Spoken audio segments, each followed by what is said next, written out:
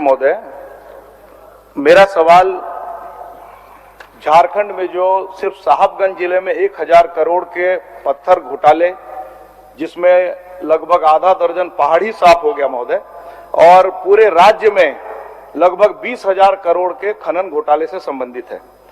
महोदय, मुझे जो जवाब मिला है महोदय, वो उसमें लिखा है कि आंशिक रूप से स्वीकारात्मक है, लिखा है महोदय।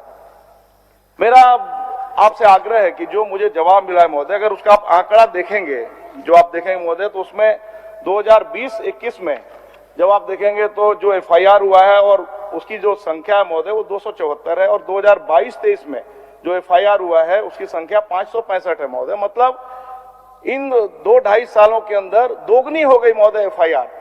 अब जो पत्थर घोटाला हो रहा है महोदय, खनन अवैध रूप से हो रहा है महोदय, तो उसमें जब एफआईआर दोगुनी हुई है महोदय, तो कितने ऐसे मामले हैं जिसका एफआईआर हुआ ही नहीं महोदय। महोदय, मेरा आपसे आग्रह है, मैंने एक और उसमें सवाल किया था कि क्या उसमें अवैध पत्थर खनन में जो विस्फोटक हैं वो कहां से आते हैं, वो उसका प्रयोग किस प्रकार से होता है महोदय। जब इतने बड़े पैमाने पर अवैध पत्थर का खनन हो रहा है तो कहीं ना कहीं से तो जेलेटिन आता होगा महोदय, कहीं ना कहीं से तो यूरिया आता होगा महोदय, कहीं ना कहीं से तो विस्फोटक के अन्य पदार्थ आते होंगे महोदय। तो महोदय, ये सीधे सीधे एनआईए का मामला है महोदय। इसका अर्थ है कि वो सिर्फ पत्थर का खनन नहीं कर रहे महोदय, वो उग्रवादियों से भी उनका सांठगांठ है महोदय, और इसकी उच्च स्तरीय जांच होनी चाहिए महोदय। सरकार को इस पर जवाब चाहता हूं। माननीय मंत्री जी।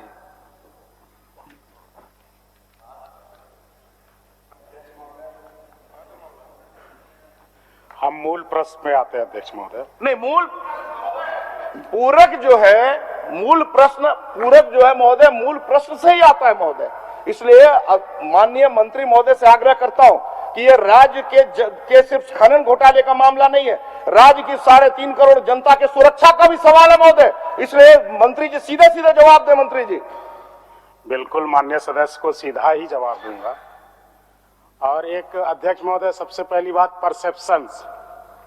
एक दिन पहले इनका सवाल आया था, सीबीआई जांच की मांग कर रहे थे, आज आया तो एनआईए का बात कर रहे हैं। तो बड़ी बड़ी बातों में, लेकिन आंकड़े जो हैं उसको तो आप झुठला नहीं सकते। इन्होंने कहा कि पहले से अभी एफआईआर की संख्या बढ़ी है। अध्यक्ष महोदय, जो उद्योग चल रहा है शुरू से चल रहा है, अब उसमें कुछ वैध है कुछ अवैध है। क्या कारण रहा कि जो निरीक्षणों छापों की संख्या जब उनकी सरकार थी 2019 में जो निरीक्षण किया गया अध्यक्ष महोदय, वो 1110 टोटल निरीक्षण किया गया अध्यक्ष महोदय। और हम अभी का हम आंकड़ा देता है अध्यक्ष महोदय, अभी पूरा साल में कुछ महीने बाकी हैं। अभी जो निरीक्षण की संख्या अध्यक्ष महोदय 3692।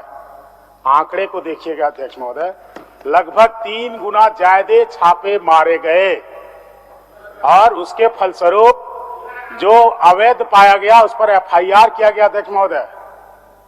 और जिस राजस्व घाटा की ये बात करते हैं उसका भी आंकड़ा राज्य को जानना चाहिए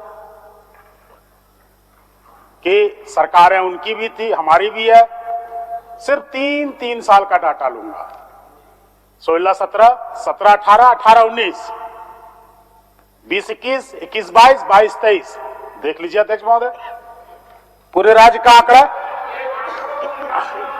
देख लीजिए। आंकड़ों में उलझा रहे हैं महोदय। सुन लीजिए मंत्री जी जवाब दे रहे हैं, सुन लीजिए, फिर आप पूरा पूछिएगा, चलिए बोलिए। माइंस वही है अध्यक्ष महोदय, सिर्फ संचालन करता, राज्य के मुखिया बदले, सिस्टम को गवर्न करने के तरीके बदले अध्यक्ष महोदय। जब हम 19, 17, 18 में थे अध्यक्ष महोदय, या 16, 17 ही ले लेते हैं, लक्ष्य हमने निर्धारित किया था 7,050 करोड़ का राजस्व की प्राप्तियां होती है 4120। 17-18 में 8508 करोड़ का राजस्व की प्राप्तियां होती है। एक एक सवाल का जवाब दूंगा माननीय सदस्य, सुनने का हिम्मत रखिए अध्यक्ष महोदय। अध्यक्ष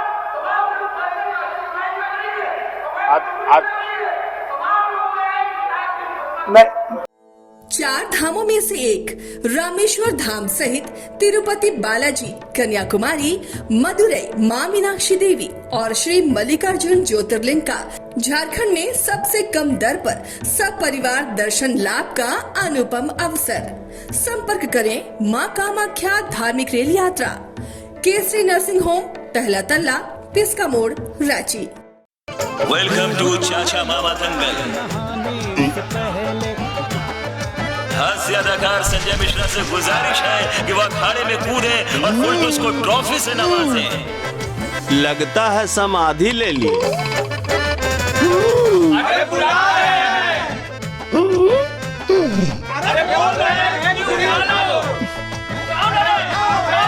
टॉप टेक सीमेंट, जो जोड़े तो छोड़े नहीं, मजबूती ही हमारी पहचान।